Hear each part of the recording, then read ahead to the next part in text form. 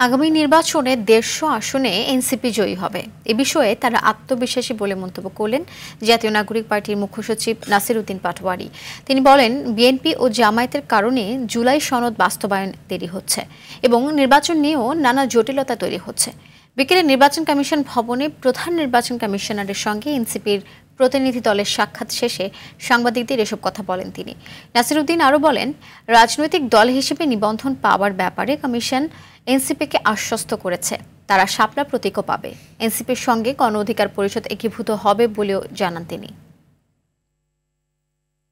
আমরা ৩০০ আসনে প্রার্থী দিব ইনশাল্লাহ, এবং আমরা সেখানে বলেছিলাম যে আমরা ৩০০ আসনে জয়ের জন্য আমরা প্রচেষ্টা করব, কিন্তু when it comes to the practical আমরা সেখানে বলেছিলাম যে আমাদের ১৫০টা আসন আমাদের উইন করার এবং একদম কনফার্ম এরকম জিতার মতন সিচুয়েশনে আছে।